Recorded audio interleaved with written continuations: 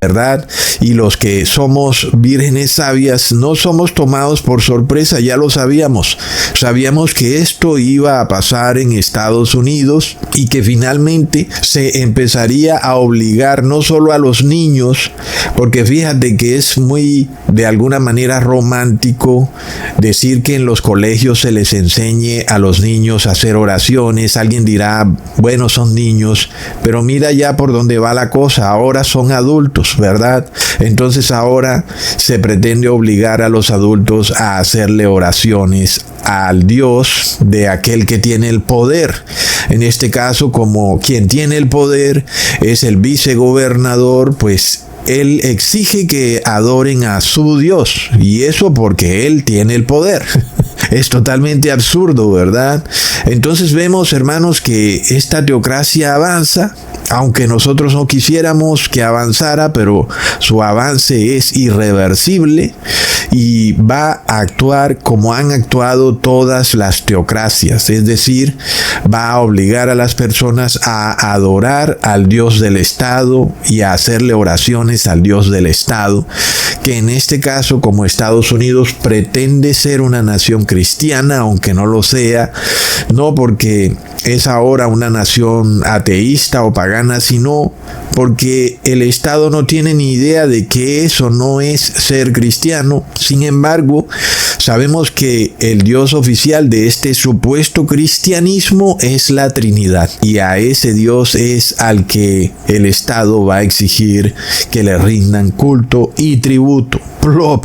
Hermanos, es impresionante, ya habíamos visto algunas señales de esto. No olvidemos que Nayib Bukele buscó imponer en El Salvador una oración colectiva. Asimismo, Donald Trump en su primer mandato quiso imponer por decreto días de oración colectiva. Y no olvidemos que cuando Donald Trump estuvo en campaña para su segundo mandato, durante una conferencia con emisoras cristianas, él dijo que había obligado a las escuelas a hacer una oración forzada. Lo dice clarísimo, que tuvo que forzar la oración. Es algo totalmente corrupto, enloquecido, que un gobernante pretenda obligar a una persona a hacer oraciones. Si tú lo miras, es algo bastante nauseabundo, inmoral.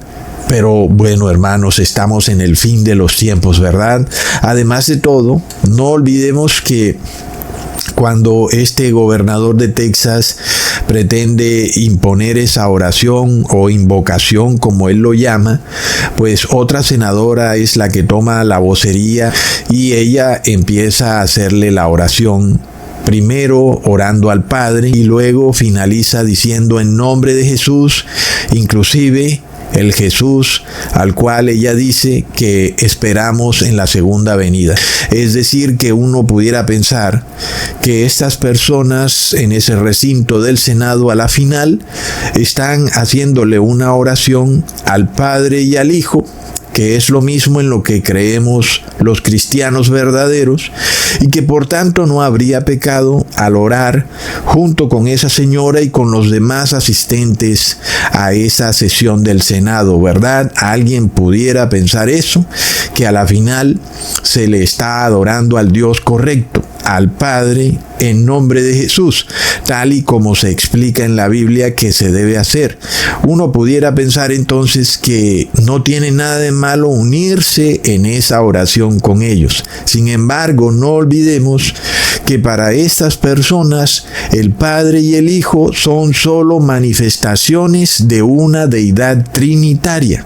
Es decir, que ellos van a mencionar al Padre, mencionan al Hijo y de alguna manera parece que le oran al Padre en nombre del Hijo, pero para ellos al final el Padre y el Hijo son el mismo Dios, este Dios trinitario que se disfraza unas veces de Padre y otras de Hijo. Entonces, aunque ellos mencionen la palabra Padre y luego digan en nombre del Hijo, inclusive diciendo que es Jesús el que nosotros esperamos en su segunda venida, eso no quiere decir en lo absoluto que ellos se refieran a nuestro mismo Padre y a nuestro mismo Jesús, ¿verdad, hermanos? porque ya vemos que para ellos el Padre y el Hijo son manifestaciones, son personas ficticias de una Trinidad, mientras que para nosotros el Padre es un Dios que es real, que es literal, y el Hijo es otro Dios que es real y literal. No son manifestaciones ficticias o personas de un solo Dios, ¿verdad, hermanos? Entonces hay una terrible diferencia entre el Padre y el Hijo al que ellos adoran y el Padre y el Hijo que nosotros adoramos. Eso es bastante clave entenderlo, porque ya vemos que este es el problema en el que está el cristianismo, el cual fue totalmente tergiversado por la nobleza europea, y aunque se usa la Biblia, se usan los nombres de la Biblia, se usa el nombre de Padre, el nombre de Jesús, etc. A la final hay pequeños cambios que son contundentes y que derrumban totalmente toda la doctrina cristiana, por lo cual nosotros no podemos participar con ellos en sus oraciones, porque ellos creen en la Trinidad, esta deidad ficticia que es un Dios que se manifiesta en tres personas esotéricas, fantasmagóricas o ficticias que realmente no existen, y que el único que existe es ese único Dios. Nosotros rechazamos contundentemente ese concepto. Para nosotros el Padre no es una persona, es un Dios, un individuo que existe en todo momento, y el Hijo es otro Dios, un individuo que existe junto al Padre en todo momento. Miremos, hermanos, que esta deidad trinitaria, como ya sabemos, fue introducida por la nobleza europea durante el Concilio de Constantinopla en el año 381 después de Cristo, y por tanto podemos ver que esto no tiene nada que ver con lo que está en el Nuevo Testamento. Ni siquiera la palabra Trinidad aparece, como ya lo hemos visto. Ahora, no olvidemos que los apóstoles nos advierten. Inclusive vamos a suponer el caso en el que aún estamos con hermanos que adoran a nuestro Padre y a nuestro Hijo, que son dos dioses individuales, distintos y separados el uno del otro, y que existen en todo momento uno junto al otro. Sin embargo, estos hermanos en la fe, pues han cometido pecados o siguen cometiendo pecados y no se arrepienten. Lo que nos enseñan los apóstoles es que no podemos hacer oraciones colectivas con esos hermanos, aun y cuando ellos estén haciendo una oración al Dios correcto, al Padre y al Hijo. Sin embargo, debido a que no se han arrepentido, no podemos participar de sus oraciones. Es decir, por ejemplo, en el caso de algunos hermanos que efectivamente crean en la verdadera divinidad que es el Padre y el Hijo, pero violen de forma irreverente el sábado como día de reposo. Con todo y eso, no podemos participar con ellos en una oración colectiva porque es pecado. Leamos en 1 Corintios capítulo 5 versículo 11.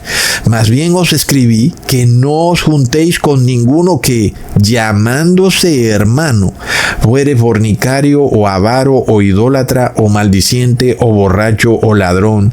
Con el tal ni aun comáis. Entonces es un versículo bastante contundente en donde nos revela que inclusive si estamos con uno de nuestros hermanos o que se hace llamar hermano porque comparte la gran mayoría o toda nuestra doctrina, pero este hermano está en pecado y no quiere arrepentirse, su renuencia y negación son una señal clara de que su oración es abominable a Dios y por tanto no pudiéramos hacer una oración colectiva con ese hermano, aun y cuando fuera nuestro hermano.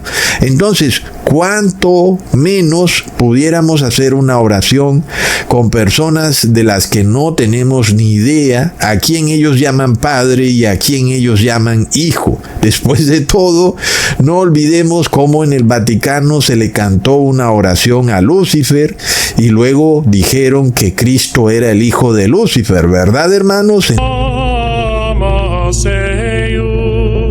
Lucifer Deus inveniat.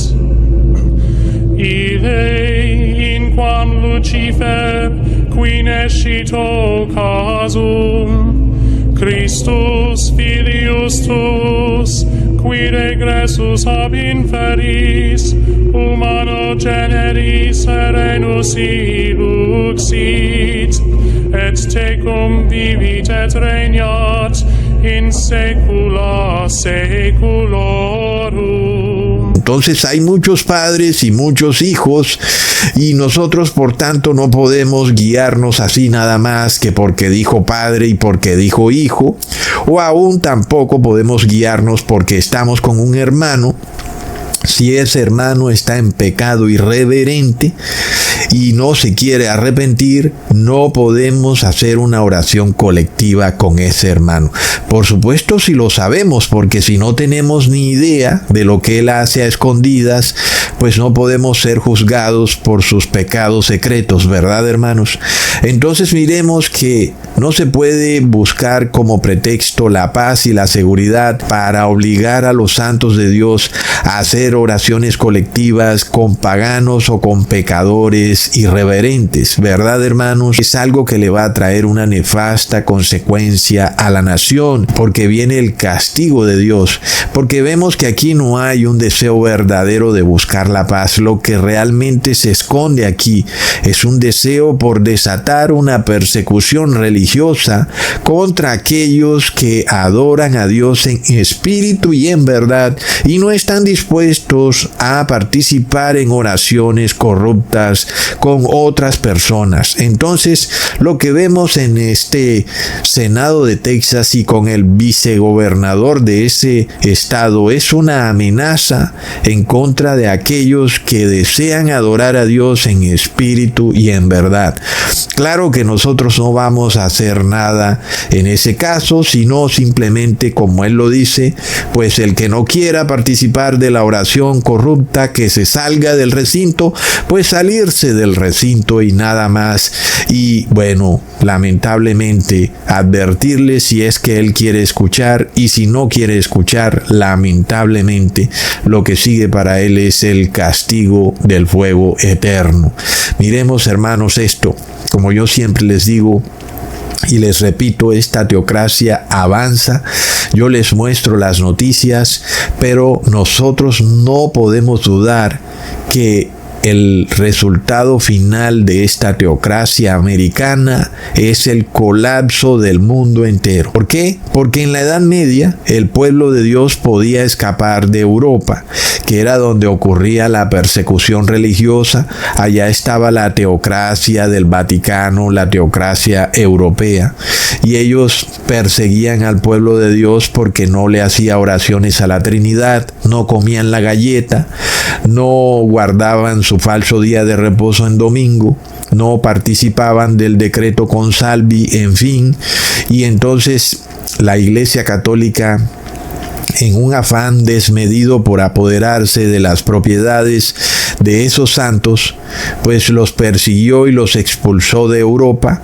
Y estos santos pues no querían de ninguna manera sus propiedades, ni sus derechos, ni nada. Lo único que querían era adorar a Dios en espíritu y en verdad, para lo cual prefirieron mejor huir de Europa, de su tierra, y escapar a Estados Unidos, a una tierra ajena y lejana que estaba